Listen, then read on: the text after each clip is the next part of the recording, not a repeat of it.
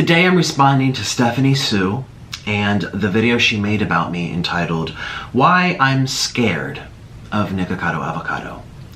Now, firstly, this video here is not a hateful video, it's not a hate video, so I'm asking you, please don't go send bullying, harassment, hate, anything of that nature to anybody involved in result or in response to my video here, okay? I'm telling you right up front, I'm against those things, I'm denouncing them, and I'm asking you, just be respectful.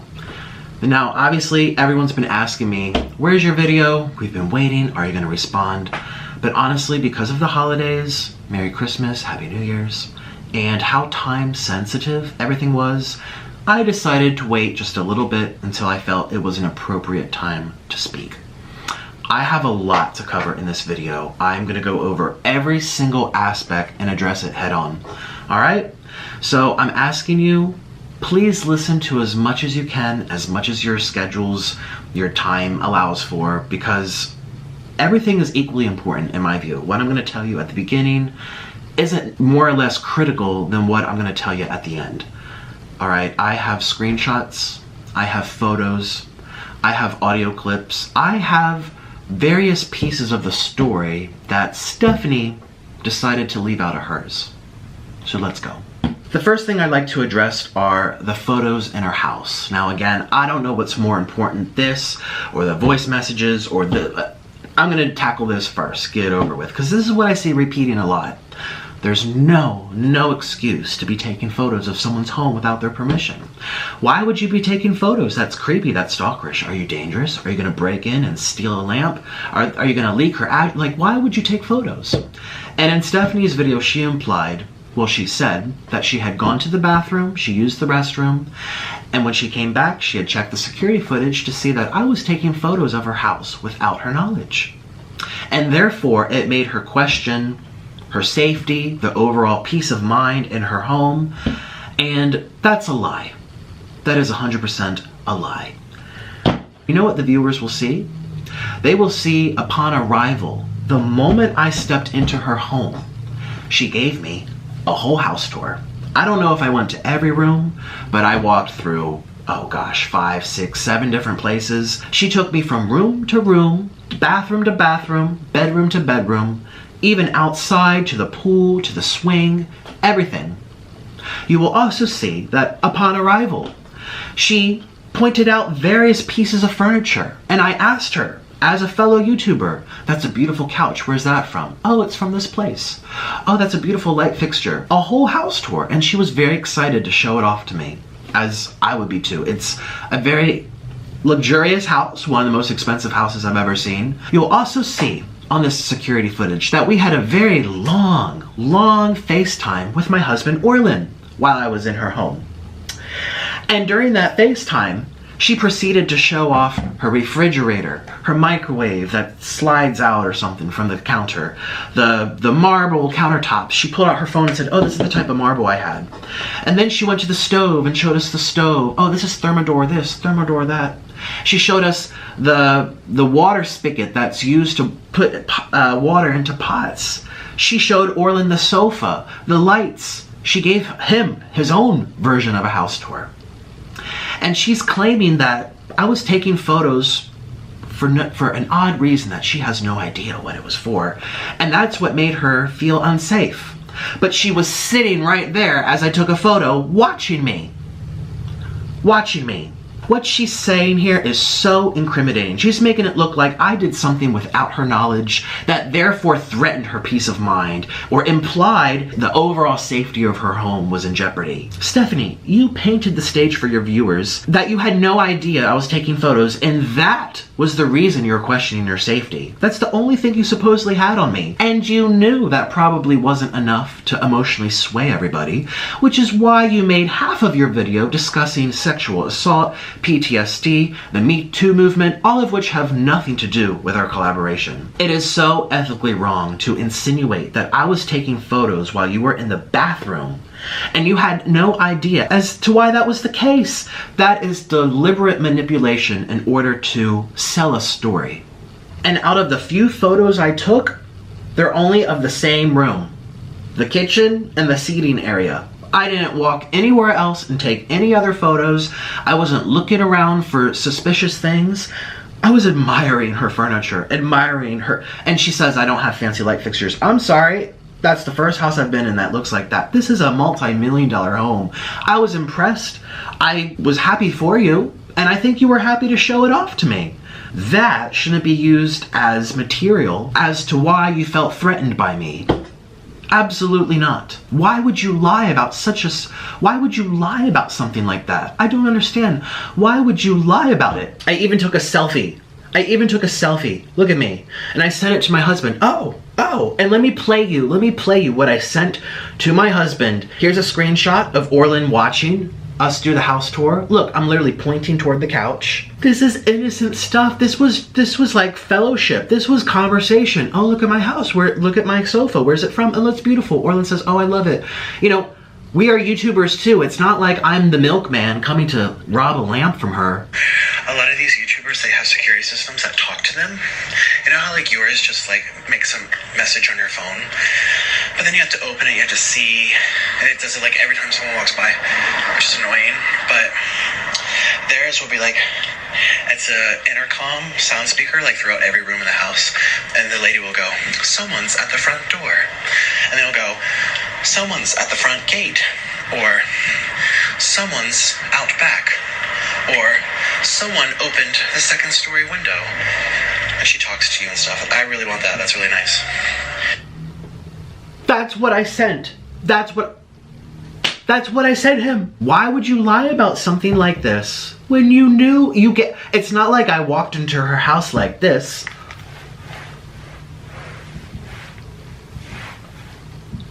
The next thing I'd like to talk about is Veronica Wang. Veronica Wang is a fellow mukbanger here on YouTube. She's a YouTuber. And this lady, Veronica, had problems on the internet with a bunch of other mukbangers 1 year ago. And Stephanie is saying that I'm pressuring her to talk about what happened. She's saying that she would never want to bring her up. She never brought her up before. And she said, quote, I'd have no reason to. She's making it seem like I'm trying to drag poor Stephanie into spilling the beans about Veronica, even though she would never have it in her heart to do so. I think she said, oh, it was something about pink hair dye, you know, as she's laughing and giggling. You know, why did she start laughing all of a sudden? It wasn't very funny. And this is a lie, too. She wants her viewers to think she'd never take part in a discussion about Veronica. Well, she forgot to mention and show in her text messages, there's my other phone, that she asked us, me and Zach, to take part in a multi-video documentary about Veronica Wang, Shane Dawson style. Let me read you what she said. This is at the end of August, a couple of months ago, 3 or 4 months ago, and this is what she said. Hi, so I have a wild idea. Veronica Wang is going to be in Los Angeles and wanted to meet me to talk. I haven't run the idea by her, but I'm pretty sure she'll be on board considering everything. I want to do a more serious docu-series type video, Shane Dawson type, with Veronica, highlighting not only everything that happened with Shukbang and including what happened between Veronica and I, but also all the personal conflicts that were involved. It would be a good cliffhanger to whatever you have to say to her afterwards, yada yada. I'm texting Zach at the same time personally, and I'll show you those texts in a minute. Zach says, I'm not involved in that drama, but I'll help out wherever you need me to. She wanted Zach to be in this video, and Zach doesn't even speak. And he wasn't even on YouTube yet. Okay, or maybe he was, but no one knew him. Sorry, Zach. And then Stephanie says, so essentially, I want to address everything that she did that hurt everybody involved, starting from Shukbang, and maybe finally get her to understand that she wasn't the victim here. And I would also like to showcase a side of you that shows you're not just here for the drama, but you're here for the underdogs, and the words she said against you hurt you, and not just angered you. I would also like people to see a glimpse of vulnerability from Nikocado, obviously to your comfort. I was just hoping to be an unbiased voice. And this is what I said to her. I said, It honestly seems like a little much. I don't live there, I'd have to fly there, and if anything, a Shane Dawson documentary, that's many different days of filming and shooting. I'm not really interested in spending weeks there for this. Yeah, a collab where we eat and chat, but that's different than a documentary. It would be hard for you, Stephanie, to be that unbiased voice considering you were Veronica's friend, and it was your own videos that started Shook Bang making videos, as well as the supposed advice you gave to Veronica to delete them. Like, at this point in time, no one even knows you stopped being friends or that she treated you so poorly. So it will come across to the viewers as you trying to bring her back to being liked by everyone again, which could backfire.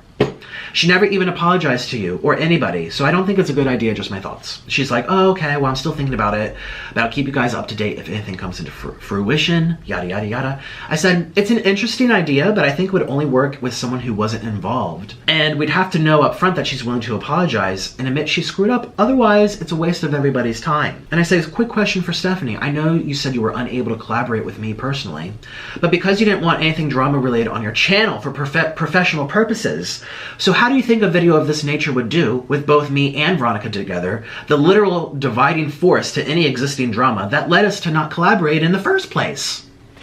So, in Stephanie's video, saying she doesn't know how to say no to me, she's so afraid for... She said no to me lots of different times. She said no to me over dinner and said she doesn't want any drama on her channel. She has... Everything is very monitored and filtered and controlled through her lens of Stephanie Soo.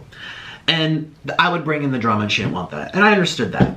And I had also asked before that, a year before that, saying, hey, I'll come to Los Angeles, let's collab. She said no. She showed that text, and I think she showed it. I can show it.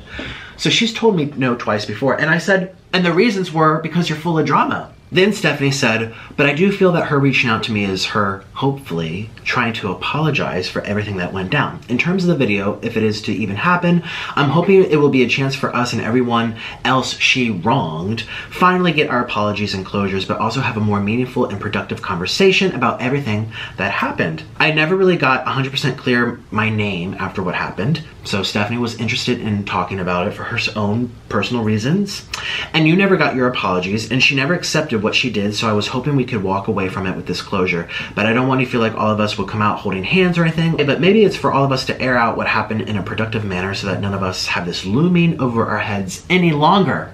So this has been, what, 8 months, 9 months? I can't do math. A very long time since it happened, and it's still looming over her head. As this group text was going down, I asked Zach personally, I said, between you and I, what do you think? He says, I'm with you on this one only because she never really addressed it when it was all going down, and no one knows her and Veronica had beef. And I said, exactly. He goes, I feel like she's trying to play mediator when she can't approach it that way since she's part of it. And I said she was silent that entire time. So she's giving Veronica a lot of credit here, an opportunity for all of us to right our wrongs and dig deep into meaningful conversation, blah, blah, blah. I'm like, what makes you think Veronica's even up for that? It's one thing to do a collab like Trisha where we eat and giggle. I said it's another thing to investigate all over again. Zach said, exactly. It might actually backfire and start even more shit once you get to talking about the juicy shit, because I'm sure she's still gonna feel offended. All right? Still feels offended. Can I tell you, when I first met Stephanie Soo out for dinner, we were there for what, like 4, 5, 6 hours? Do you think we were talking about the weather? Talking about how to make an omelet? Talking about what our favorite designer bag is? It was Stephanie Soo going on and on and on and on and on and on and on and on about all of this stuff between her and Veronica. I didn't even ask her. Zach didn't even ask her. She was, boom, vomiting it out. She had this boiling up, like she says, looming over her heads. It's still looming over her head then. And let me tell you, when I just 2 weeks ago was in Los Angeles, it was still looming over her head then too. And I'm gonna get into that. And then I said, it's just gonna turn to a big housewives fight in the middle of filming. Zach says, and then she's gonna go social and say, I confirmed everything she thought about you. So basically, Veronica wanted to meet Zach privately. Zach's never talked to her before. Veronica followed him, then unfollowed him, followed him, then unfollowed him. Reached out asking to like sit down with Zach so that he could bring herself to me, as he did with Trisha Paytas. She wanted that for herself too. And I actually talked about it in a video. I said, yeah, the next time I see you, you're gonna have a black eye. I don't think Veronica would actually hit him, but we were just saying, you don't know anything about this lady. She is crazy too. And then Zach's like, yeah, I'll be dead, or if I disagree with her. And then Zach says, I feel like Stephanie is trying to get involved in the drama without being involved in the drama. When she pitched the idea to me earlier, it threw me way off. Let me repeat that to you again. I feel like Stephanie is trying to get involved in the drama without being involved in the drama. And then he sent me a screenshot of his text messages with Stephanie. And this is what it says. Zach says to Stephanie, "It's really up to Nick since I wasn't even involved to begin with." And then Stephanie goes, "I think I'm gonna do it regardless with her since it all started with Shook Bang and her, and then I was personally brought into it. I would obviously love it if he got involved with me." This is someone who's saying, what did she say? "I would never want to talk about her. Nothing even happened. Nick's trying to start something out of nowhere." This lady has so much upset feelings against Veronica Wang. And let me tell you, it's a lot more than just pink hair dye. That she was willing to make a Shane Dawson documentary. 4-part, 2-part, 5-part series, hours long. You think people make documentaries over hair dye? And then Zach says she never even replied to the last text. He says, "I don't think she liked it pretty much when I said she shouldn't do it unless you're in it." Yeah, you don't want drama on your channel if it's just me, but you do want drama on your channel if it's me and Veronica. Now that is typical Stephanie Soo. She's done this to me a couple times, and I'm going to get into that as well, but let me just tell you now. Stephanie Soo, out of nowhere, after telling me, "No, I can't collab with you because you're too much drama," pitched me an idea to collab with me, Honey Eats, Kimmy, and herself to put on her channel. Honey Eats doesn't like her. Kimmy doesn't like her. I didn't really like her. I didn't even know her. I felt that she was very self-serving. Doesn't take the time to get to know Kimmy or me or Honey. You know, ignores us, stands us up, but only asks for us, only reaches out to us if she wants something out of us. And she had done that before. I might flash the text here or get into that later.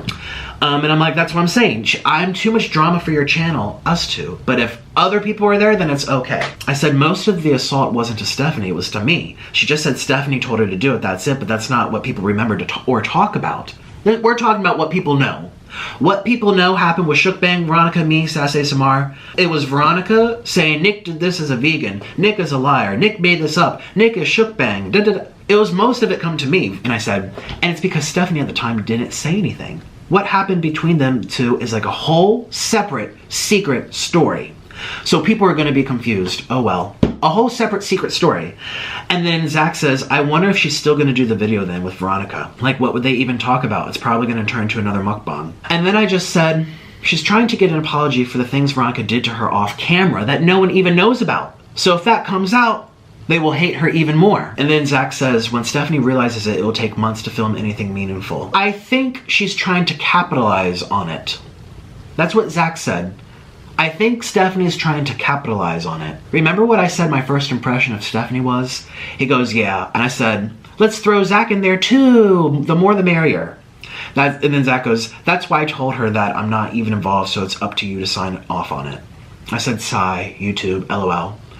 Another text I'd like to show is a couple weeks later, on September 10th, I said, and Stephanie is so slow at communication that I'm not going to pursue it anymore. I don't want to be an annoying Kim texting her over and over, LOL. When she doesn't respond to me, I can take it as a clear indication that she's not interested. She managed to look at her phone to get the appearance on B-Love's channel despite her busy move, so it's not like she isn't on her phone. And then Zach goes, yeah, I don't know what's going on with Stephanie. I wonder who her actual friends are, LOL. Now, the whole Kim thing, when I first met Stephanie Soo over dinner, you know how she was going on and on and on and on about Veronica? She went on and on about you. That you pressured her into buying her a vacuum cleaner. That you used people at restaurants to pay for ask them to pay for your seafood boils. That you were annoying her over and over and bombarding her with texts. Says that you were very shady and I mean, Zach knows this. It's not he'd be like, why'd you mention it? And same with B-Love. What people see of Stephanie Soo on the internet is not the Stephanie Soo that people off camera know her as. That's also why people are probably uncomfortable with me, because I tell it like it is. If I'm mean, if I'm an asshole, if I'm soaking up the drama because I like it, people already know that. There's no secrets there. I tell ya. But with Stephanie, her image, her persona on the internet is very like, I'm unproblematic. I don't like to take part. I don't talk ill will on anybody when that's exactly what she's doing off camera. Stephanie Soo was still so upset about Veronica Wang that she was willing to make a documentary about it. A documentary, and stick Zach in there too for clicks. Capitalizing on something and opportunistic. I'm telling you, my first impression of Stephanie was very self-serving. That was a couple of months ago. That was back in September, October, November, December. 3 months later, she's still very upset about Veronica. I stayed there for a long time and we talked about Veronica. She brought her up. She is not happy. She is not comfortable with what took place. She is not, oh, it's no big deal. She's literally still thinking about it to this day, every day, talking about it. For her to go on camera and say that nothing really happened and she didn't want to talk about it and it was a little annoying but no big deal, that is completely off base. Completely off base. She told me in my apartment, she told me in the car, she told me at her house that we were going to discuss Veronica on my channel. She didn't feel comfortable doing the documentary on her own because me and Zach both turned her down. So she was okay doing it with me because, let's face it, she said nothing. I made video number 1, video number 2, video number 3, number 4, my reaction, my response. I was the damn reporter for that. Was it my business? Not really at first, but I felt bad for Shook Bang. It became my business when Veronica went after me over and over. And that's why when I grabbed the camera at the airport, which we'll get into, and I said, look guys, I feel like this was a setup. This is why I feel this way. Because she egged it on so rich off camera. And when the camera went on and saying, hey Nick, drop the subject, or hey, move your hands, edit it out, she sat there and was like, oh, I'm so uncomfortable. So that people could look, oh, Nick dragging poor innocent little fluffy Stephanie down a road she would never go on. Just a few months ago, she was willing to air out all her grievances with me and her and Veronica in a documentary. The next thing. I am not a predator. I didn't sexually harass Stephanie Soo. I did not sexually or intimately intimidate Stephanie Soo. I didn't touch her, grope her, follow her, abuse her, or anything that she alluded to, insinuated by the way of comparison to her own past sexual trauma, her own past sexual PTSD, and the Me Too movement, and linking that to our collaboration. I'm sorry, but there was no reason to bring up sexual assault into a discussion about ghosting me for a business meeting, lying about why you ghosted me for the business meeting, and then me being angry about it. Sexual assault, Me Too movement, PTSD, abuse, predatory tendencies, definitions about manipulation, and that has nothing to do with anything that took place. Over 6 million people have viewed this video. I just checked. 6 million people from around the world. I certainly don't have 6 million people out there who know who I am. There aren't 6 million people who know who Stephanie is. I mean, I don't even have 2 million subscribers, let alone 6. That leaves for millions of people to discover and learn who I am in direct avenue of this video, which is fine. You can make videos about me all you want, but the title is why you're scared of me.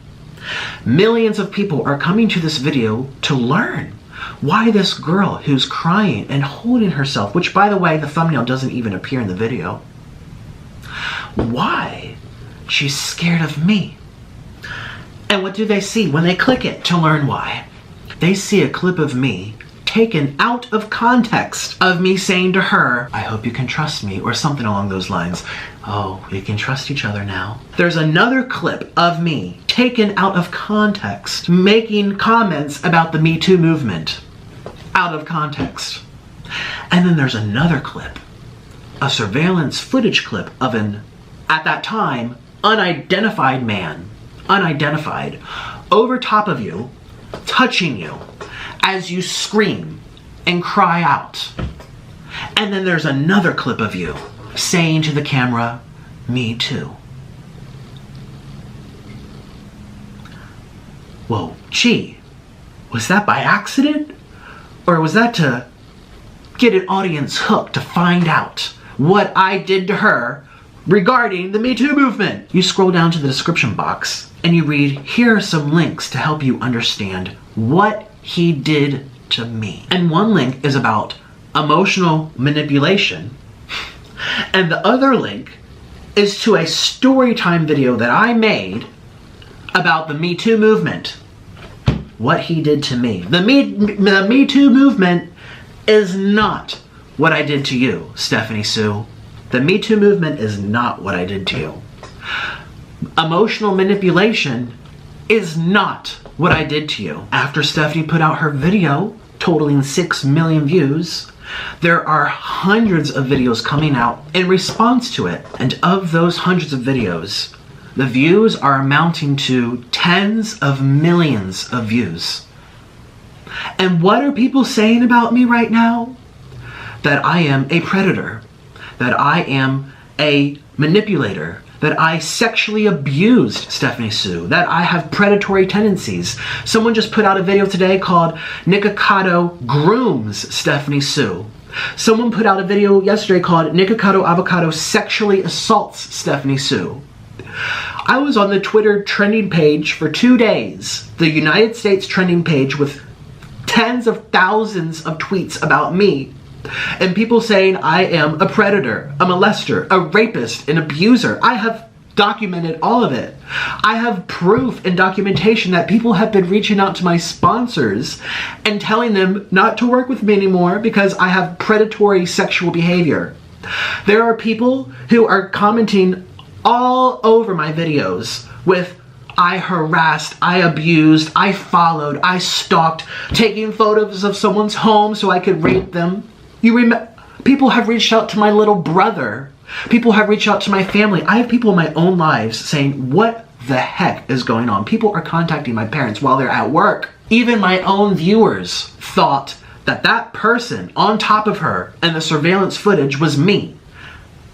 Do you think everyone had time to watch the whole hour to find out you addressed who that was, identified him halfway through, 30 minutes later or something? Remember, millions of people have viewed this who didn't know who I was. They didn't know what I looked like. They didn't even know my sexuality. And I am being bombarded with accusations that are coming from your video. You insinuate it by the way you edited it. You alluded to it. This is ramification by the way of implication. And this is going to follow me for life. For life. For life. Because you couldn't have a conversation? Because you didn't want to talk about some girl that you told me you wanted to? It's defaming who I am as a person. It's defaming our connection as YouTubers. And it's something that's going to follow me around I don't even know for how long. You know what I mean? Like, I can't make all 6 million people who watched her video come watch mine. I can't make all of my past or future sponsorships. I can't make them watch this video to say, hey, what you Google about me isn't true. I can't convince those brands in the future to come watch this video first before they decide if they want to work with me. This is going to hurt my business. This is going to hurt my reputation. It's already hurting. Toward the end of her video, at the 46-minute mark, she starts talking about audacity and how I had the audacity to do these things and the audacity to, quote, get my dick sucked. I'm sorry, that has nothing to do with you. Nothing. If you said that in a courtroom, your case would be dismissed in a second. How dare you? And then she's the definition of predatory, intending to expose others for personal gain or profit. I'm sorry. Well, couldn't that be said about you and trying to do that to Veronica and your whole documentary scheme? If you're going to talk shit, own it. Just own it. If you're going to talk shit, own it. But no, she'd rather do this whole thing with sexual assault and this emotional weapon to convince people that I'm a predator. That's what she'd rather do. She's gaslighting people now. And she's manipulating people by calling me a manipulator. It's projection. It's pure projection. I just need to make that clear. I am not a predator. I didn't groom anyone. I didn't touch anyone. I didn't assault anyone. I didn't emotionally manipulate anyone. Half of the video was about a crime that I didn't even commit. And now my family is getting messages saying that I'm a sexual predator. And before you say, oh, you're just victimizing yourself, I'm a victim too. This is not my fault. This is no one's fault but hers. She deliberately edited her video in the beginning with the title, the description to be this way. She deliberately spent half the video talking about a crime unrelated to me. Having said that, I want to put it on the record as well. I can't imagine what it's like to be touched or groped or penetrated or stalked or followed or raped. I don't even know. I don't even know. But I am sorry that that happened to her a year ago, 2 years ago, 5 years ago. Whatever happened to her that she is referring to, I am sorry. I'm not trying to blame the victim. I'm not, questioning the victim's story. I'm not doing that. So let me make that distinction really clear right now. I am not questioning what happened to her. But I feel it is very unfair to hold that against me and use it against me. I'm not a mind reader. Nowhere in her texts, nowhere in her calls did she even pick up the phone. She said I was in and out of sleep and I have lots of sponsors that are overdue. If you hear a message like that after getting stood up for an entire day, an hour and a half before the sun goes down, does the first thing come to your mind say, oh, she was in and out of sleep because she's having PTSD about a sexual assault and a trauma? I had no idea of knowing that. And she knows it. And she is so deliberate in this.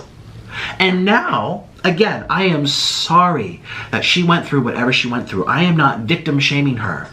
I'm saying that because of how she put this on the internet, I'm now gonna have to live with people calling me a predator for God knows how long. And she knows that most people are not gonna watch that whole video either. 45 minutes, 50 minutes, that's a very long time. Listen, we're YouTubers. We've talked about it before, talking about YouTube stuff. Analytics. We know that the longer the video, she and I make very long videos, the less likely people are going to watch it all, because that's a lot of time to ask of people. Okay, so people are coming to the video, they're only going to watch the first minute or two, they're going to draw a conclusion by the way of the thumbnail, the title, the tags, the description, gather the general consensus down in the comments to see the general reaction, hundreds of thousands of people talking about it, see all the tweets about me, and jump on the board. It's mob mentality. It's literally cancel culture. That's how social media works, and she knows that. She's a very smart woman. She knows exactly how this works. She's seen it done to so many other people. You know what I mean? That is a form of bullying. It's igniting the flame. Why would you deliberately frame a story to make it worse than it actually is? Why would you deliberately manipulate an audience into feeling extra emotional, extra sorry, extra scared for you? If that story has nothing to do with me. She even said herself, I was more upset about this than anything else. Right after talking about being sexually assaulted. That makes people draw the conclusion, wow, what Nick did to her must have made her feel worse than when she was actually sexually assaulted. It's deliberate manipulation, and she knows, listen, again, 6 million people aren't following her day to day. 6 million people aren't following my day to day. These people don't even know who I am. Literally, the last time I went live streaming, I was getting lightheaded and scared, thinking about having to put eye drops in my eyes. You're talking about someone who faints at the sight of blood. I can't even get my blood pressure taken. I'm a scaredy cat. I scream and cry if my finger gets poked from a king crab leg. I mean, I am a very timid, scaredy cat type of guy. Yet the way I'm portrayed in this video is calculating, sneaky, manipulative, coming to get you. And for the record, my comments about the Me Too movement that she chopped and chipped out of context was actually me saying the opposite of what she was trying to portray me as saying. I was saying in context that I didn't make a move because I'm not a mind reader, and you have to be mindful because of the day and age and the culture we're in, which is why I didn't make a move and he didn't make a move. And I was upset because I said, wow, 8 hours have gone by. Which is the opposite of being a predator and having predatory tendencies, where you convince them or pressure them to make a move, or you actually make a move without them consenting to it. I literally did the opposite. And it was a video to show how often this happens in modern day dating, where you don't know who makes the first move, but now you have to be extra careful. That doesn't make me a predator. That makes me mindful. And was it a bad joke? Sure, it was a bad joke. But she was so deliberate to take it out of context because it was a good nugget. It was a good soundbite to persuade the audience to feel an extra certain way about me. Because again, the original story of me being angry and wanting to know why she ghosted me and stood me up all day wasn't good enough to paint me as a terrible person. We have to pull in these things and chop them up and twist them to make it sound like, well, Nick was pressuring her and Nick was coming to get her and Nick's a predator, and it is by the way of implication. Another thing I want to discuss is the collab on my channel, the 3-way collab on Nikocado 3, where it's me, Zach, and Stephanie.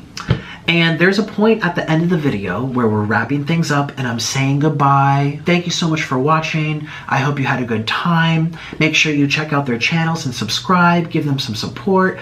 Stephanie, is there anything else you'd like to say? Obviously, I'm not saying it like that because we're whispering. So I'm like, thank you. Is there anything else you'd like to add? And Stephanie's gesturing and putting her hand up as if she wants to say something. And I'm like, okay, what would you like to add? She uses that, she chops out the context, and she uses it to say I was pressuring her or making her feel uncomfortable, like I wanted to bring up Veronica again. In an ASMR, what, we were just gonna whisper about her at the end of the video? Thank you. Wait. What do we do now?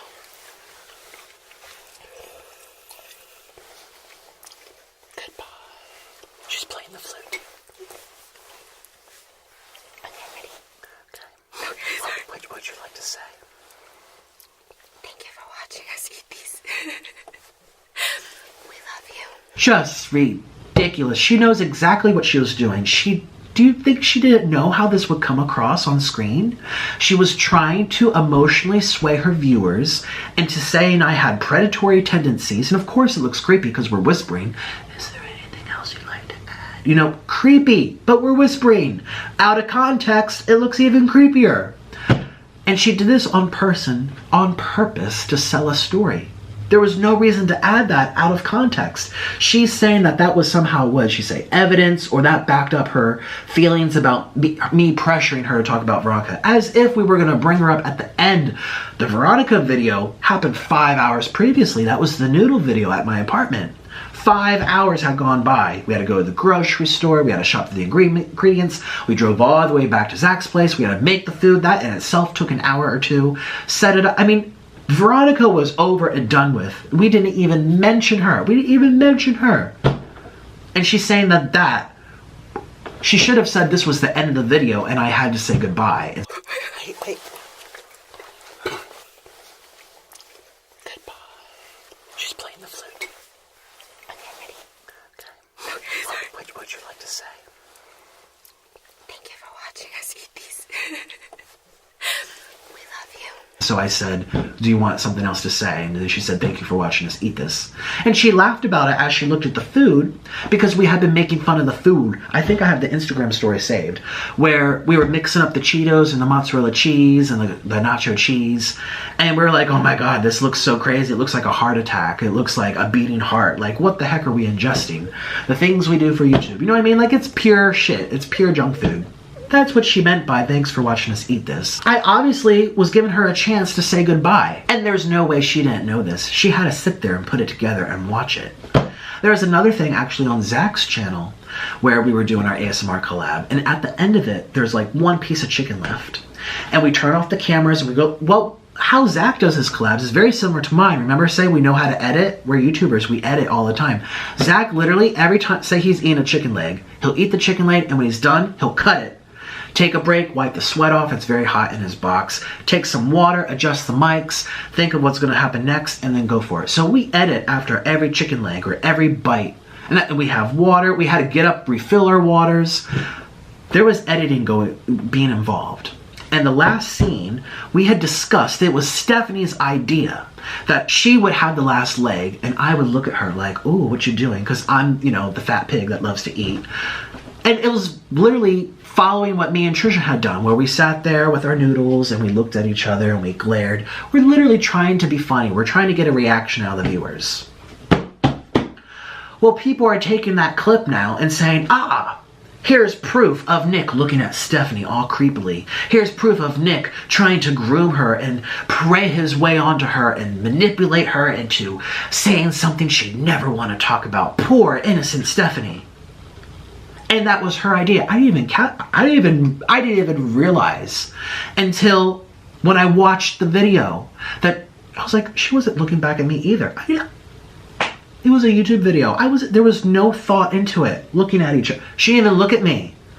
And I say to myself, why would she say to do this, where we look at each other, who's gonna go for the last chicken leg, and then when the cameras are rolling, she just looks at the screen as if she doesn't know what I'm doing over there. Like, what the hell, man? The next thing I want to talk about is our schedules. Now, in Stephanie's video, she says that she had to film all these videos. She had to do 3 videos. We filmed 1, and she had to keep pushing through. She was uncomfortable. She didn't know how to say no. She alluded and insinuated that she was there by the way of me and my requests. What she forgot to tell you was the truth. And the truth was, we were there because she asked us to be. That was not in her schedule. Listen, when I go to Los Angeles, I spend a lot of money on flights, hotels, Airbnbs. I got an apartment, accommodations, foods, Ubers. And I'm dealing with a lot of people. Chelsea Lynn, Trisha Paytas, Honey Eats, and everyone is lined up in a row, scheduled, okay? Like, B loves life. When she goes places, she schedules them, If one day's thrown off, it messes up the rest of the days for the other people. So one day, I gave to Stephanie and Zach. I went to Zach's place first. I stayed, we edited. I was there for like 5 or 6 hours. The second half of the day, I took an Uber to Stephanie's place, and I stayed at her house for I don't know how many hours, but a very long time. We filmed, we talked, we hung out, Those days were for them. I had no videos for myself, okay?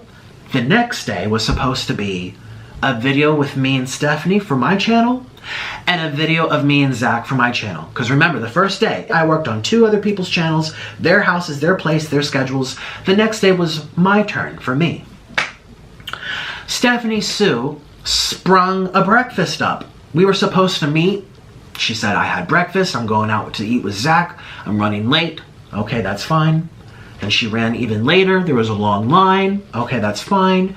You know what, if you're out with Zach eating when we're supposed to be filming, you know, I didn't make a fuss of it to her. I said, let them eat, enjoy themselves. I'm just gonna film something quickly because I didn't film a video yesterday for my channel. Get it up and going, so by the time you're digested and you're hungry again, you can come over, we'll do our video, and then I'll go to Zach's and do his video. Stephanie Sue invites herself into my collab with Zach. She invites herself into it. That was not for her. It wasn't for her to be there. And she did it over FaceTime while I was standing in Jollibee. And I sent a message to Carly Steele. I'll show you the date, December 15th, 3:14. Here we go. Hey, so you know how I did my collab with Zach yesterday? Well, today was supposed to be our collab for my video, for my channel. Well, Stephanie Sue just like invited herself into it. So this is exactly what I was afraid would happen. She's very like, I don't want to say self-centered, but just very like self-serving. Like, if she can stick her way into it any way she can, she does. And so she like FaceTimed me with them both together in the car on their way to pick up food for a collab when they were supposed to come over to, he was supposed to come over to collab with me. I hate when people do this shit. I didn't want a 3-way. I wanted one with Zach just like I had one with him on his channel. It's just not fair. Well, 2 times ago when I was in LA, I remember she messaged me saying, hey, I had this great idea. Because another mukbanger named Kimmy was in town. And she's like, how about let's do a 4-way collab with me, you, Kimmy, and Honey, and we'll put it on my channel. And Honey doesn't like Stephanie Sue either. She's like, all she cares about is herself. And Honey has never talked to her. She's never gotten to know her. She literally just said, hey, can you be on my channel? And like, if it was all 4 of us, that would get hella views. And she wanted her for her channel. Never talked to us before, never asked how we're doing, never wanted to like meet. She just said like, come over and film. She just wanted to stick us on her channel. She doesn't even like us. She just wanted to use us. We felt very abused. And so I turned it down. So now this is happening all over again. Like all over again. Totally ranting right now, but I'm waiting for my Uber, so I have nothing else to do. Like, she did this, she's tried this 3 times. This is her 3rd time doing it, and she succeeded this time. Oh my god. I'm telling you, LA would make me so depressed. Like, everything is about them, and it's just rude. It's just rude. You don't invite yourself to someone else's collab. That's so fucking rude. And like, the thing is too, is you called it, like you knew. It seems like, yeah, like she's just really selfish. And what's shitty is like they put you in an uncomfortable position because they FaceTimed you with like both of you together, and that puts you in an uncomfortable situation because you can't say no, you look bad. It's kind of like, I think she knew what she was doing. She seems very manipulative, like manipulating her way into people's heads, and she also manipulates viewers. But I think that's like me being like, like me knowing that you and Trisha are collabing and being like, hey, can I hop in your collab? Like, even when someone asked me that on Instagram, I was like, I don't know, like, maybe. I would never invite myself to, like, someone else's collab. I think it's so rude. I don't even like asking people to collab unless, like, they're on my level or, like, they've been my friends for a long time, because it's just uncomfortable. Like, this is people's money business. This is some serious shit. Like, yeah, it's friendship, too, but, like, that shit is business. Like, what you're doing with Stephanie Soo is straight up business. It's just rude. Like, I don't know how these people were raised. Yeah, I hate LA too, 100%. So that's the truth. I didn't pressure her to be there. I didn't pressure her into filming really late at night where she was uncomfortable and she's never been out that late, and that is just not the truth. And people noticed that something was up in my Jollibee video. Take a look.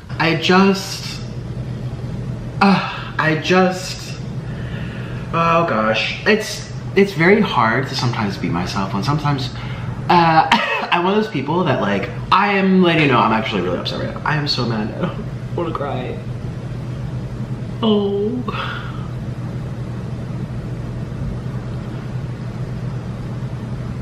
I'm so sorry. I thought I could get through it. Well, this video is now ruined. Great.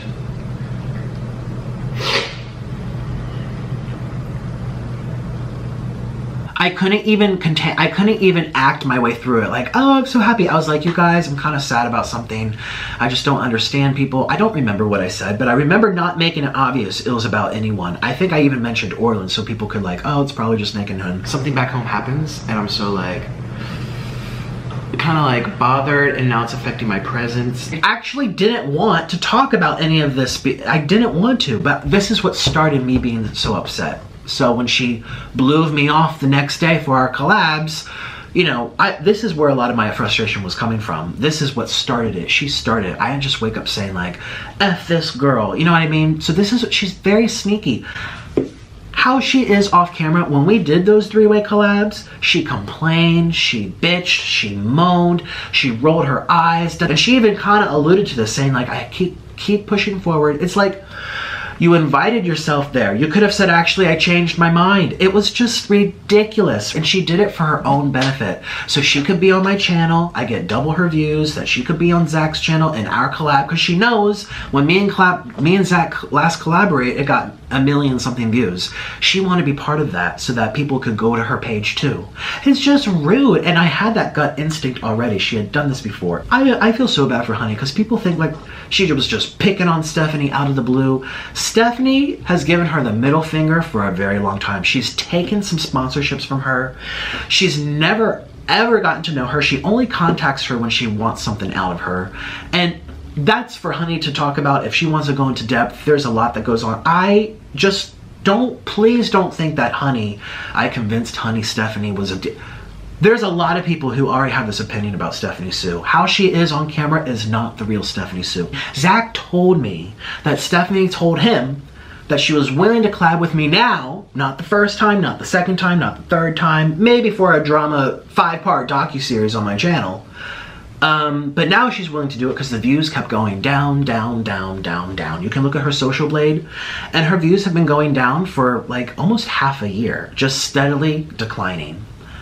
Now it's worth it, and now she's willing to do it because it's Nikocado Avocado and she's gonna get clicks. Because I am dramatic, because I am forthright and I say too much and I like to spill the beans. She knows that it would have gotten attention. And Zach told me that that's the reason she only decided to do it. People in Los Angeles can be really flaky. People don't stand by their word. I feel like this is what I have. This is what I have. I have viewers, and to me that's comfort. I don't know, I don't even know what to say. I just feel like there's people here listening, giving me comfort. It's so weird, my life is so fucked up. I feel like being a YouTuber can be very, very, like, just fucks with your head. Having numbers and followers attached to your name makes people look at you different, treat you different. And I already sensed it. But YouTube is a business, and before you say, oh, you guys are so fake, forcing yourselves to eat together, I'm sorry, not really. Here's the thing. When you go to the office and your boss assigns you on a project with someone and you don't really like Steve, but you and Steve have to do this project together, you're gonna do it because that's your job. That's your job. You don't have to be best friends and cuddly with people to eat together, to film together. It is a business. We share subscribers. It brings something new to the channel. It's not that big of a deal. You're able to do things for business reasons and friendship reasons. Most of my collaborations have been people that I repeat again and again, painting me to be out this monstrous, manipulative person. Meanwhile, I'm over here repeating my collabs, having good track record with people that I associate myself with over and over. Prissy P, Hungry Fat Chick, B Loves Life, Carly Steele, Eric the Electric 2 times, even Trisha Paytas. I mean, and it's not a numbers game, but she's collabed with who? Veronica Wang and B Loves Life. That's it. That's it. Of the mukbangers, that's it. So you are able to do things for business reasons, and I knew it, but you don't behave like that. I mean, you don't do that. Around the 33-minute mark, she's talking about audio clips and how I was illegally recording her. Well, she wasn't sure, but she had to make a point. Just a little side note, it is illegal if you release them. I didn't record her, ever. I've never recorded anyone, ever, without their consent. I took a photo with her consent, but that's it. I didn't record her saying, doing anything, ever. Anybody. My audio clips were referring to my messages with Carly Steele and Orlin, talking about how you stood me up and ghosted me, and how you butted your way into other people's collabs.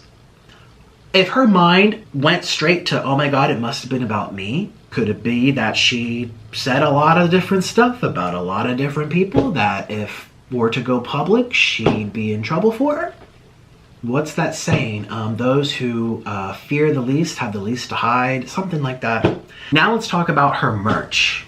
I think it's great if you want to raise money for awareness and for a good cause. It's just very peculiar to me that all of a sudden the exact phrase, in and out of sleep, that she said brought her to such emotional distress as now she's giggling and laughing about it because it's making money for her.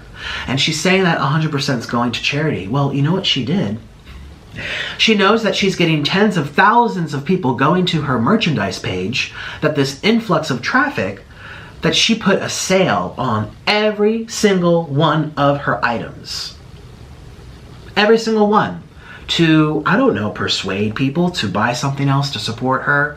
To, oh, well, it's on sale, might not be on sale again. She's never had a sale there before, as far as I know. But why now? She knows everyone's going to her page to support this horrific phrase. Why is that funny? Why is that funny and to giggle about all of a sudden? Something that's so traumatizing before, 48 hours, 72 hours later, we're laughing at. That's what she blamed me for. Remember that the in and out of sleep directly mocked her PTSD from her sexual assault? That phrase was so difficult to see and hear and imagine other people saying? Well, now she's suddenly okay with it because it's making her money. Why not just ask people to donate directly? I know it's also strange too, she wore her merchandise shirt in her accusation video. Who the heck promotes their t-shirts in a video like that? And she linked it. That's what I'm saying. Zach is right. She is capitalizing on any little thing she can do. Imagine, just imagine, if I wore my t-shirts, if I promoted my damn t-shirts in my Trisha Paytas video, would people have taken me seriously? That would be the first thing people talk about. You know, that would be talk about disingenuous and manipulation. You want to talk about manipulation, you're doing, what's that called? Subliminal messages, subliminal marketing. So people see it, they think about it, they remember it. Oh, she wore that same shirt. Well, now it's on sale. I'm going to support her bullying thing, but let me buy that too. In my view, it just cheapens the validity of what she was trying to say. I just want to make a few comments about her mukbang. Okay, so her first video back after being absent for a week, give or take, she came out with her accusation against me. She never said anything. She was silent. Her first video back was In-N-Out Burger. I find it peculiar. I find it odd, very strange, very unusual behavior. Coming from someone who sat on camera and said that what I did to her was quote unquote the worst experience she's ever had. Remember, she said she went to the bathroom and had the worst breakdown of her life and she couldn't even explain to her fiance. That was worse than the actual person who sexually abused her. All right, let's not forget that connotation, that connection, that insinuation that leaves the viewer to believe that this was so bad that what I did was actually worse than her sexual abuser by the way she phrased it. So that is the context. That phrase, in and out. 70 hours later, she had a merch line, a company, an artist. She produced it. And then she came back with an In-N-Out mukbang. Now, something Stephanie did tell me when I first met her, when we were eating dinner, we were talking about YouTube. She said that, because I always use the restaurant logos in my videos, I always use it, okay? She said she rarely uses, you know, Applebee's, McDonald's, KFC, Popeyes, or, you know, all these things. She rarely uses their logos, Pizza Hut, Little Caesars, because it's subliminal marketing, and that comes at a high price. And she says unless a company is paying her for that service, she's not going to hand it to them, because we're very visual creatures. She's very smart. I don't know if she's taking courses in marketing, but she knows exactly what she's doing. We're very visual people. We see it, we remember it, the colors, the red, and we go out and purchase. She doesn't use logos. I mean, I'm sure she probably has a few out there, but it's very rare. Well, this video back, after the text that I made in and out of sleep that she said was so terrible, she has a merch line, and then her next video back was the In-N-Out with the logo. And on top of it, the video she posted before the accusation was also In-N-Out without a logo. And let me just tell you something, as a mukbanger, to keep people watching, to keep people engaged and interested, you don't want to repeat the same foods, or they're likely going to be like, oh, I just saw this last week, I want to see something new. This was mukbang, accusation, mukbang, In-N-Out, In-N-Out. So it was just deliberate, and I just, again, it's very unsettling for me personally, just to see and she's saying she's taking her power back and using something so traumatizing and using it as a way to feel empowered. I do not doubt that anything happened to her. Clearly, I don't doubt that she was molested or raped or whatever happened. I don't doubt her sexual assault, the battery, whatever. What I doubt is me and our collaboration produced even worse feelings that would result in this. And then marketing, profiting, subliminal messages. It just, again, makes me wonder, out of all of the food choices, why In-N-Out? And then if you look at the tags under her accusation video. It says, "Hi Nick, I know you're seeing this."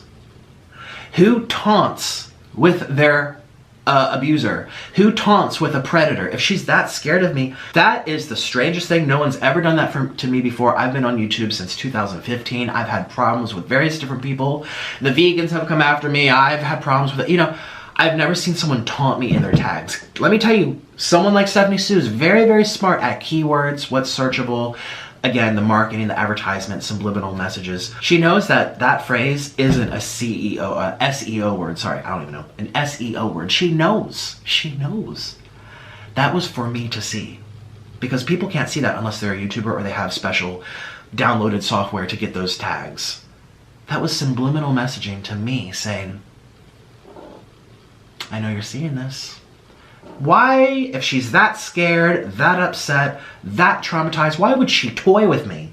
Wave the bone in my face? In Stephanie's video, she edited a part from my video where I was talking about the in and out of sleep at the club. We were dancing and laughing about what just had happened. She took a part where I was stuttering on my words and made fun of it. It wasn't that big of a deal. I'm not going to lose sleep over it. Honestly, if this problem wasn't happening, I wouldn't even think twice over it. People make fun of me all the time on YouTube for stuttering. I usually blame it on like, oh, my brain's fried from veganism, or oh, I have hypoglycemia. I stutter. I have a stuttering problem. I've had one for years, ever since I started YouTube. You know, people make fun of me for my face, my double chin, being dramatic. I don't care. I don't care about being made fun of. Or I'm only bringing this up because it's very peculiar. She's trying to have this campaign against bullying, and she would never want to bully someone. And you know, I'm trying to do this benevolent thing where I turn this terrible, terrible phrase into something happy and good. Not only did she not say, hey viewers, don't bully either. You know, she didn't say that, but she also essentially poked fun at me too. It was like making fun of my speech. It's like, it's not gonna make, it's whatever. People can make fun of the way I talk, but don't put yourself on a high horse. Like, you're doing the same thing too. In and out of sleep is not a mean thing to say. And jajula or whatever she had said is not the meanest thing in the world either. It's really childish. Both of it's childish. But she's thinking that I was such a bully. But I didn't put it on YouTube. It was on my Instagram, and no one knew what that was about except for like 3 or 4 people.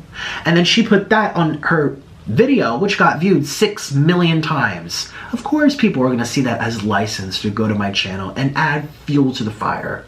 And this is coming from someone who's claiming to like not want to take part in bullying and really want to like be all nice and fluffy and perfect and clean. It's like, why would you even edit that in there? That has nothing to do with anything. Like, that's the funny part. That clip of me stuttering on my speech, why would you even include that? Just go to the part where I talked about what I talked about. Like, just be real, man. Just be real. Now let's talk about her being so uncomfortable. So we've talked about she lied about the photo, she lied about the collabs, she lied about me being threatening in her house.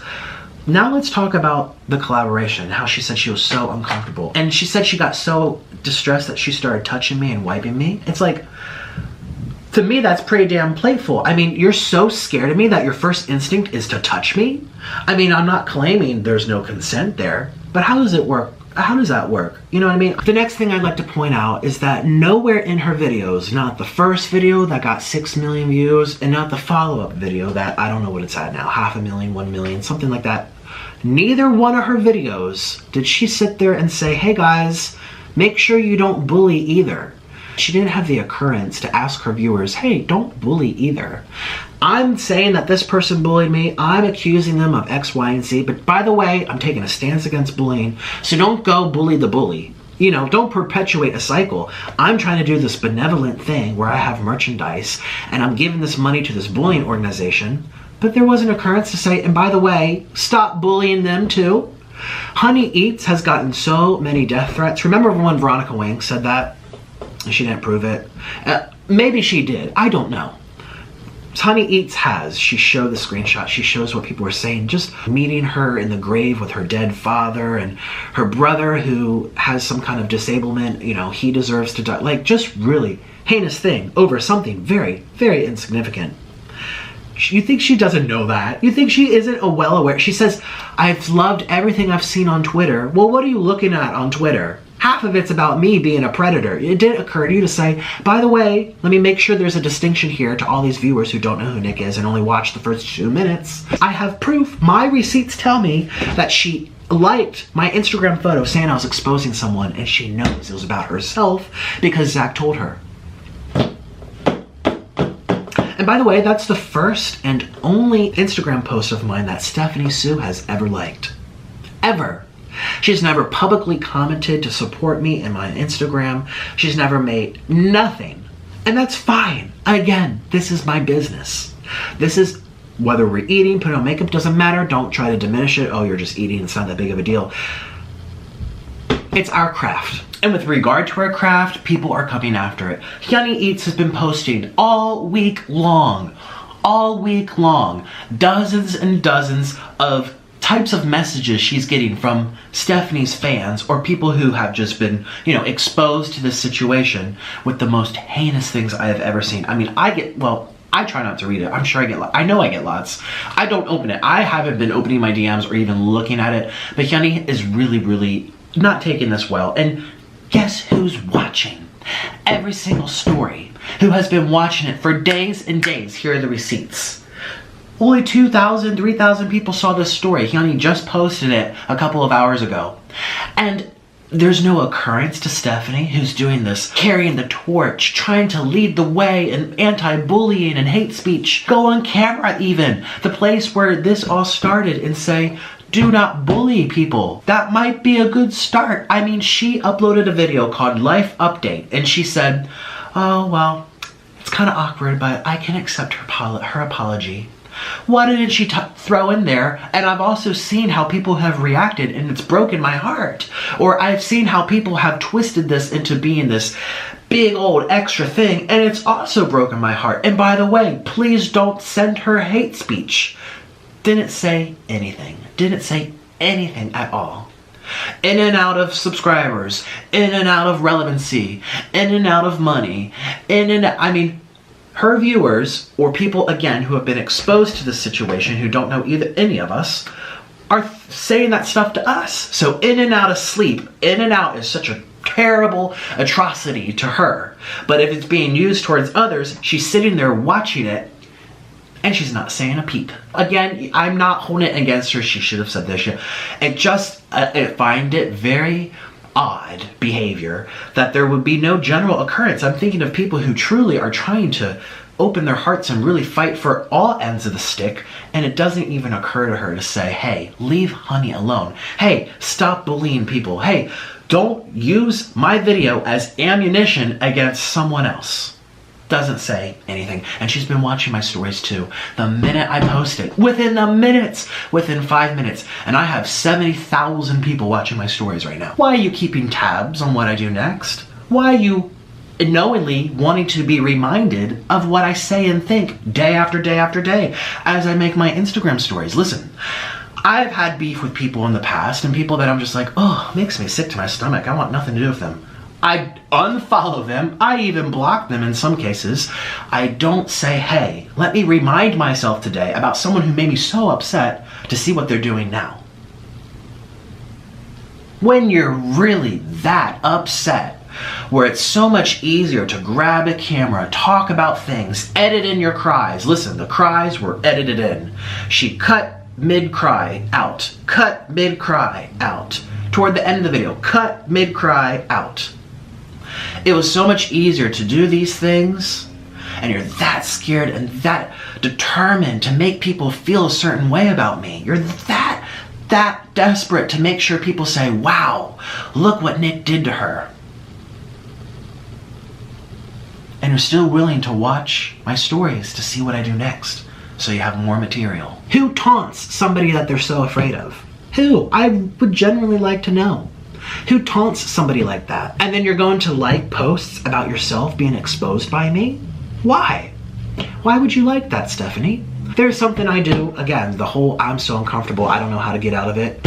You got, any of my viewers know, maybe not the millions of people who just learned who I was and who thinks I'm a predator now, but my regular audience, they know that I go like this. It's something I learned from B Love's Life. And she said, Nick, you go like this, I'll take it out. And that's what I tell everybody. I told her the minute she was in my kitchen, I said, and if there's anything you want to take out, just go like this, or just be like, oh my God, just go like this. I always do it. If you want to change the subject or you want to go like this, we even did it in Zach's video. We'll be like, because we know we're YouTubers, we're editing. This isn't a live interview on 60 Minutes. This is an edited video. And she knows how to edit, clearly. So why didn't she just say, oh, here comes the Veronica topic, I changed my mind. Okay, all that stuff I told, oh, no. Let's just talk about something else. No, she was traumatized that I would do something to her. Based on what? What did I ever do in my speech, in my action, in my gesture, in person, at that time during our collab, that would have given her the feeling of, if I say no, he might do something. Like what? Hurt you, touch you, hit you, attack you? Like what?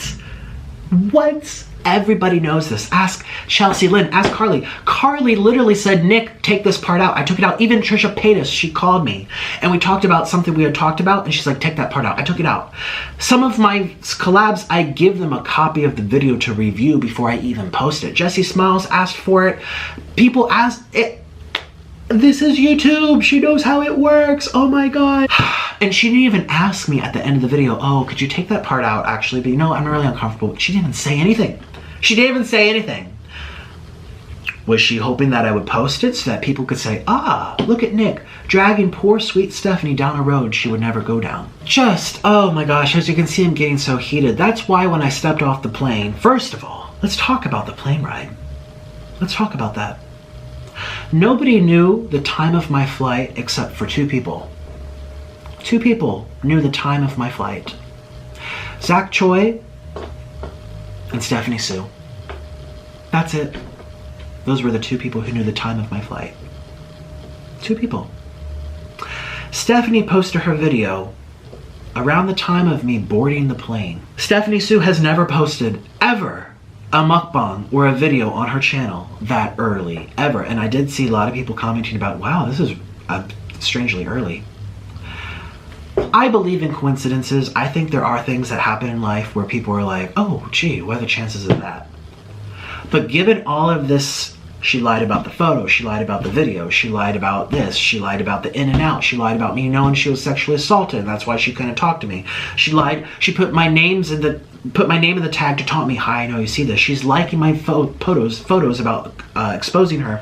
She's watching my stories like a hawk to see what my next move is. She's monetizing this whole experience to make more money, putting all of her merch on sale. She's wearing her merchandise in her video. She's lying about the whole thing about Veronica. When, given the history that I have from my perspective, that's why I don't think it was a coincidence.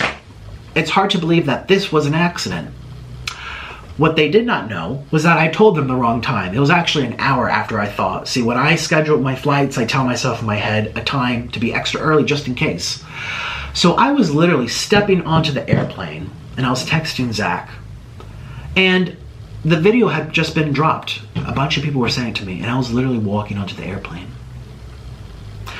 Can't defend myself up in the air. And I do need to say, when I made the in and out of sleep joke, that was my way of feeling better. From my perspective, after all the shenanigans we had gone through the day beforehand, where she like complained and moved the schedules around, and I still did it, it's business. And we were supposed to get together that morning, you know, 9, 10, 11, 12, 1, 2, 3, almost 4 p.m. 8 hours later did she say, sorry, I've been in and out of sleep. That was a lie, because Zach called me and said that she was awake at 11 a.m.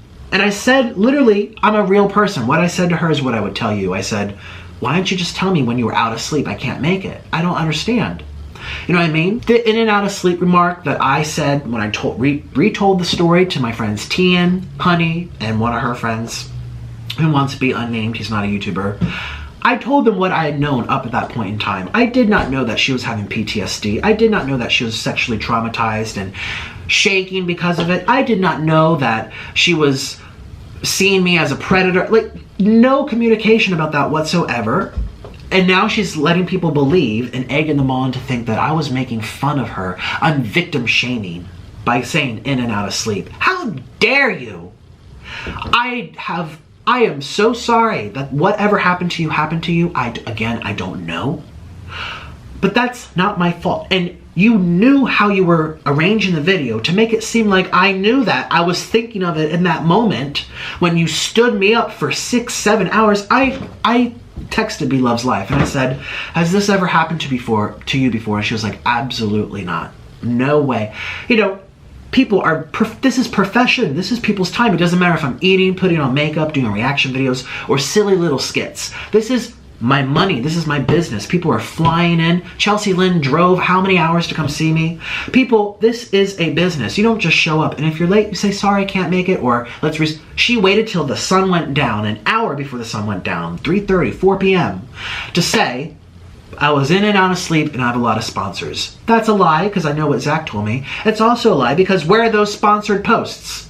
All these time-sensitive posts. How many videos has she made on her mukbang channel? One video. It was this video. She hasn't posted for like 10 days. I already knew she was lying, and that's why I was heated. And then I went on my Instagram and I said, I'm exposing someone. She saw it. She liked it. And then she proceeded to tell me this damn PR statement. I have no ill will against Veronica.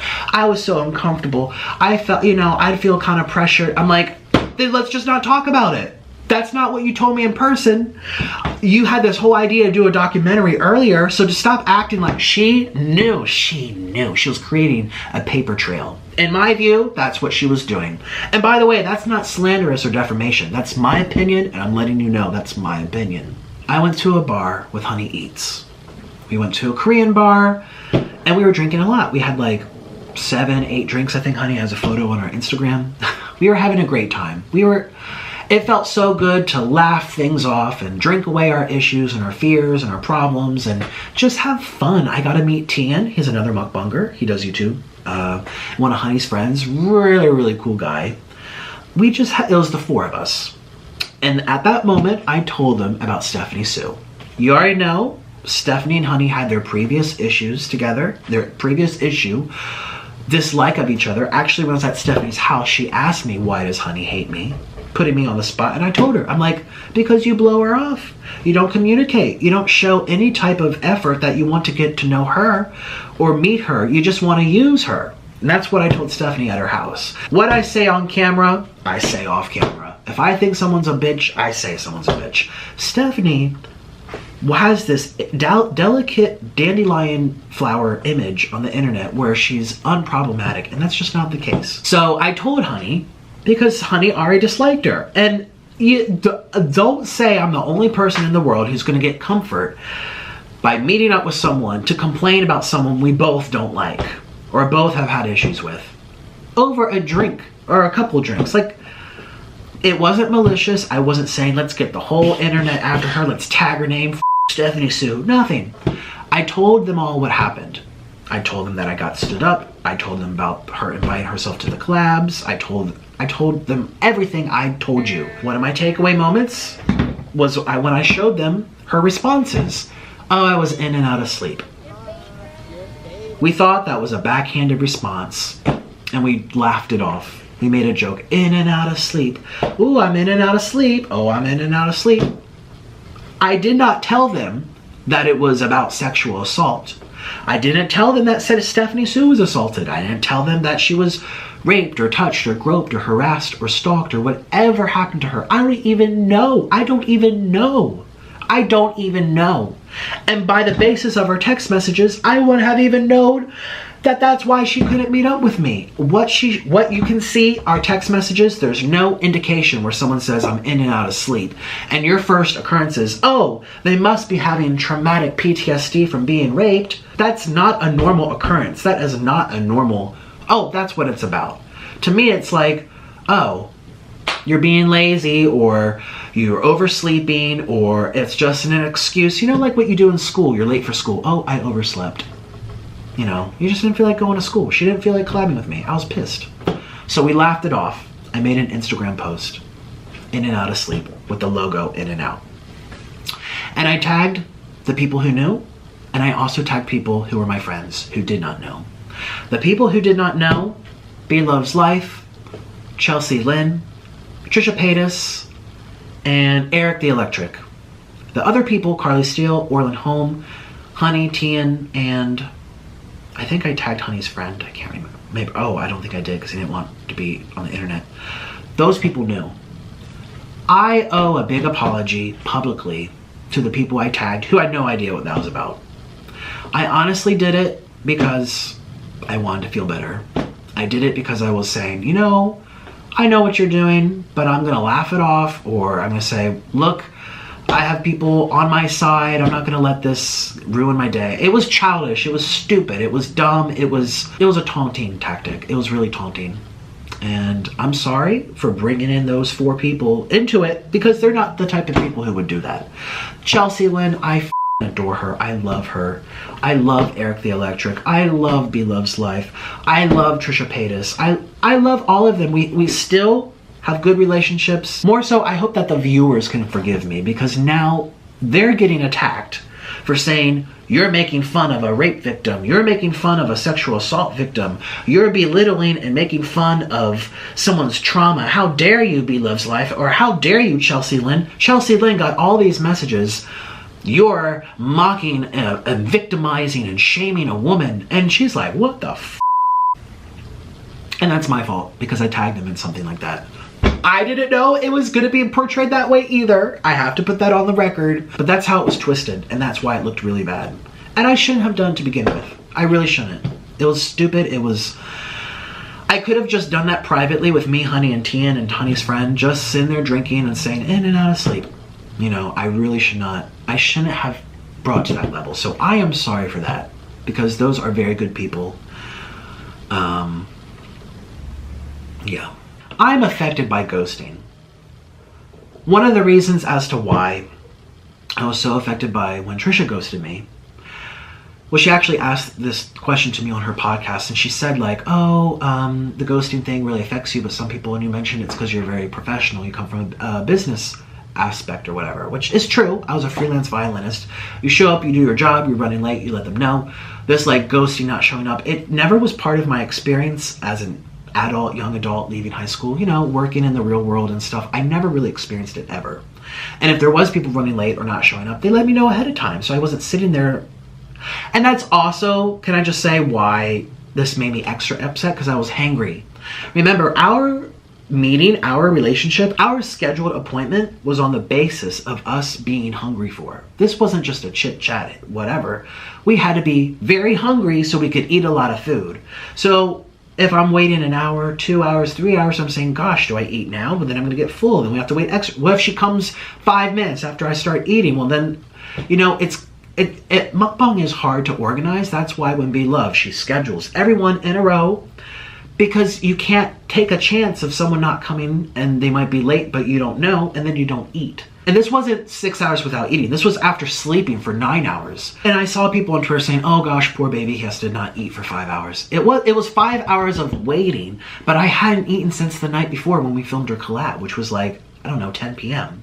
So that's 12 hours plus 13, 14, 15, 16, 17, 18 hours without food. You know what I mean? Like, do I eat? Do I snack? What do I do? I'm in an Airbnb. There's no food here. I have to go out, take an Uber to a grocery store, Postmate something, wait for it to get here another half hour. Well, what happens if it comes here and then she says, oh, I'm on my way?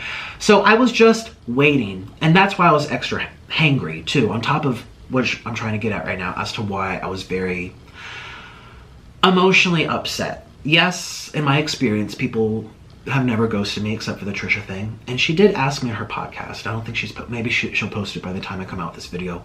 And she asked me about adoption. And she asked me, because she has considered adoption because she can't have kids. And she said, has that ever played a role on your relationships? And I sat there and I thought, I'm like, oh no, not really. Well, something I've never talked about on camera that might be a good time to talk about now is that when I was adopted, I developed attachment disorder. It's really uncomfortable for me to talk about. I don't know why I'm embarrassed by it, but I am. I've been in therapy since I was 5 years old. 7 years old, I was put on Zoloft. I've been Adderall, Ritalin, Concerta, this and that, diagnosed with depression, and they tried test me for bipolar disorder and personality disorder and ADD, ADHD, OCD, trying to figure out why I have my little quirks and the way I am. I hate being ignored. And that is, I know, directly related to my attachment disorder. So when you're born, you bond with your mother and you get your mother's breast milk, and that's how you're nurtured, through that chemical bond, that emotional bond, that spiritual bond. That's how most babies are born. And I was left in a hospital for over a year, and I was passed from caretaker to caretaker to caretaker to nurse to doctor, and I never got an emotional bond. It's very common with kids who are adopted, unless they're adopted right when they're born or a couple weeks at most, maybe a month or two. The chances go up the older they get. And attachments are formed in the brain. This is what my therapist told me. I remember back when I was 10 years old, my mom trying to explain to me what I have. They said that it happens, those first couple weeks and first couple months are the most critical for determining bonds and attachments. I don't like to use my mental struggles as a crutch or an excuse for why the way I am. That's why to this day no one knows it. Until now. The symptoms are not fun. I mean, like, you can't have certain bonds, it's harder for you to trust, or a feeling of rejection, a feeling of abandonment. That is literally what I felt as a kid, psychologically, subconsciously, as I was growing and developing from this big, or this big, this big. That is what I experienced. And I hate the feeling of rejection. I hate the feeling of being ignored. I will check in very often to follow up if I'm being ignored. And I get really bad anxiety over being ignored. And it stems from my attachment disorder. I'm not saying this for a pity party. Trust me. Probably will never mention it again. But I feel like I do need to explain myself as to why she said, no, can't make a goodbye. I mean, obviously I was pissed. Everyone gets mad. Like, in and out of sleep. Okay, well, when you're out of sleep, let me know what's up. Like, that in itself, I feel 100% justified in my response. Like, when she says, I have sponsors, I'm like, you just realized now. I'm sorry, I feel 100% justified in that reaction. I think most people would have reacted that way if they were left hanging for 7 hours on a appointment that depended you to be hungry for. Like, it just, I feel like most people would have been really pissed. And that was a very backhanded response. And it was untruthful because I know she was awake. Zach had told me. So that I am not sorry for. What I am sorry for is the following. I'm sorry for the way I reacted when she said, oh no, I must have been a little uncomfortable, or I didn't want to talk about Veronica. But again, I, in my head, said, oh look, she's creating a paper trail. Because I said right away, out of anger, I'm an emotional person. I went to Instagram and said, I'm going to expose someone. People are so self-serving. That's what I meant by that. People are so inconsiderate. That's what I meant by that. In my head, I was just like, I'm not believing. That's why I said don't play games. I'm like, I'm not falling for any of this. Well, I did. I played right into her hands. But also, there's an element there of like, why can't you just walk away? They said they were uncomfortable. They might be lying. They might not be lying. It's not for you to know. Or I mean, why do you even need to quit? Just say, okay. Yes, I was hangry. Yes, I was waiting. Yes, there were people I turned down to collab because of this, because I left the day for her. So there's someone else I could have seen. Again, time is really important while I'm there, but there is an element of my attachment disorder showing through. I didn't want to accept that. I couldn't say, oh, whatever. I was like, no, I need to know why. What did I do? I need to be liked. I need to be accepted. So that is where some of that played into as well. I'm 27 years old. I need to just say, okay, I was overtaken with not accepting rejection or no or feeling left. And it's not because I'm a predator. It's not because I have sexual tendencies. It's not because I'm a master manipulator trying to convince everyone of something. It's because I don't like being ghosted, and I take it a lot harder than other people for various different reasons. And I am sorry for that, because I can understand how that would trigger whatever she went through with whoever she went through. Her sexual assault, her whatever happened. I can understand from her perspective getting messages like, okay, well, let's reschedule. I said that because I knew she wouldn't want to reschedule. So I was literally playing with her. I'm like, I was literally texting, I was calling Zach at the same time. I told him, I was like, I know she's not going to say she's going to reschedule. This is her way of getting out of it without giving like a sincere answer. And I already knew she didn't like me. Zach told me.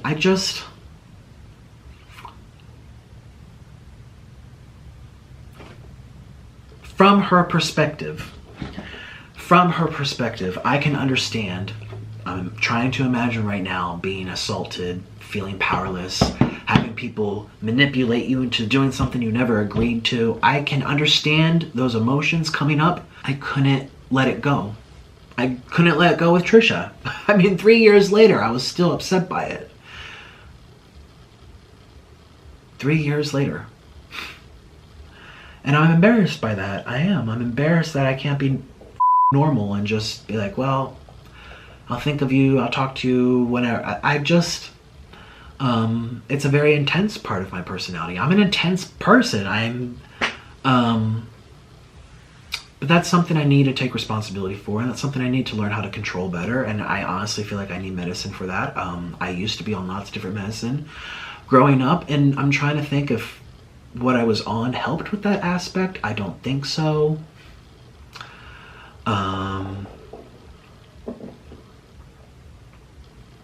But that's where it's coming from, and I'm very, very, very sorry for making her feel like getting flashbacks to when someone convinced her not to say no, or someone pressured her into doing sexual activities. I'm sorry that I instigated, I ignited those feelings and memories. I'm sorry, I had no idea. I had no way of knowing. She didn't tell me. And I was pissed. And I also have a problem being rejected. Why do you think I make all these videos searching for acceptance on the computer? That's my own issue. And I'm sorry. I am so sorry to her for that. And I am also very, very sorry to the people I tagged in that in and out of sleep post. I feel like I should end the video. I'm not sure what else to say. All I know is that my life is really messed up right now, where I'm having sponsors questioning if they're gonna work with me. I'm having people all around the world call me a predator and a harasser and a groomer, and just the amount of bullying, ironically, that I'm getting, that Honey's getting, that people are getting, when, I'm sorry, I reacted poorly to her standing me up. I shouldn't have messaged and called that many times, but I wanted to feel a little bit better. If she was our developing friendship, as she said in our text, for the sake of our developing friendship, I'm like, well, if you're trying to develop a friendship, if you can say, hey, Nick, this is what's really up. I want to voice it to you, not, keep you wondering. Like, just, you know what I mean? It really wasn't that big of an issue, but now it's been blown up into this whole thing across the whole internet. And I'm going to lose money, I'm going to lose business, I'm going to lose support, I'm going to lose trust. And again, it's one thing to say, oh, someone's stupid, or someone's mean, or someone's a bitch, or people say things on the internet like, oh, she's a liar, oh, well, he's this. It's another thing when you pull in the Me Too movement, when you pull in sexual assault, sexual trauma, when you start listing off definitions for master manipulators and sexual predators and predatory tendencies, as she said, and even saying like the guy didn't want your dick. It's like, this hurts. I'm sorry. I know she was a victim. I'm not victimizing or making fun of the victim or whatever. I'm sorry. No one deserves that to happen to them. But why is this being thrown back to me? I don't know, and I don't even know what to do right now. I am in such distress. My image, my reputation is being damaged left and right. And people are just going off of it, and it's snowballing and dominoing around the whole world. People in my real life are reaching out saying, what did you do to this girl? And there's people who don't even know me who are saying that that was me on top of her. And all of the things she implied, I'm just so upset. I just typed in Nikocado Avocado on YouTube 5-6 minutes ago when I went to go get some water. And there's people who are saying I belong in jail. There's people saying that the police need to be contacted. It's like, did they... She knows what she was doing. That's not an accident. That's not an accident at all. Which is why the tags have Nikocado Avocado. Hi, I know you see this. Which is why she liked my post about exposing her. Which is why she deliberately told me to look at her. And it feels like I was set up. It's really crazy. It feels so calculated. In her video yesterday, oh, I'm ready to move on. Hee hee, I'm so happy. Giggling. I'm thinking like, what the heck is so funny? Meanwhile, I'm over here thinking like, do I have a future on YouTube? Do I have a future off YouTube? Someone searches me, an employer, they see all these titles about me. I don't even know how to conclude this video. I'm really upset. I'm really shaken. I don't know what to do. Look at my videos. It looks like I friggin' killed someone. And again, I am so sorry that she had a sexual trauma, a sexual abuse, a sexual harassment, a sexual something. I am so sorry to my friends that I tagged in the in and out of sleep joke. I'm sorry. I literally wasn't thinking. I wasn't thinking. And I don't know what to do. I don't know what else to say. She lied about me taking photos in her house. She lied about me pressuring her to talk about Veronica. That was her idea. her plan. She talked about it over and over. She lied about never wanting to talk about Veronica, where I can show you she literally wanted to make a whole documentary. It was that bad, you guys. It was that bad. Again, being accused of being a predator is something very, very serious, and that is something that no matter what I say, I can't make people are gonna think I'm just doing this as like a to save face or like a PR stunt. I just feel I feel manipulated. And for me to even question, looks like I'm shaming women, or I'm you know, discrediting victims. That's not what this is about. I'm not discrediting that. I swear I'm not. I don't know. She said she's over it and she's happy. She's making money. She's getting purchases on her merchandise. She's get her views. She got 200,000 subs. She seems really happy. She's laughing and smiling, saying she already said she's moved on. So I'm over here like, wow, how do I recover from this? And I don't know what to do. So that's all. I don't know when I'll make a video again, but I've been posting mostly pre-recorded stuff, especially on my third channel. Everything's been pre-recorded. I literally can't sit down and talk. I can't. I just I'm trying. Those of you who I don't even know what to say. Goodbye. That's my truth. That's my side of things, and I'll let you determine what you think. But please stop for the love of God. Stop calling me a predator. Stop calling me manipulative. Stop calling me a groomer. The amount of people who are making videos calling me a groomer, and you can't say she had no idea that would be taken out that way. You just look at how it was edited. Look at the beginning. Look at everything. The whole the description, everything. It was so deliberate, and that's my truth. That's my side of things. So I'll see you when I'm ready to talk again. Bye-bye.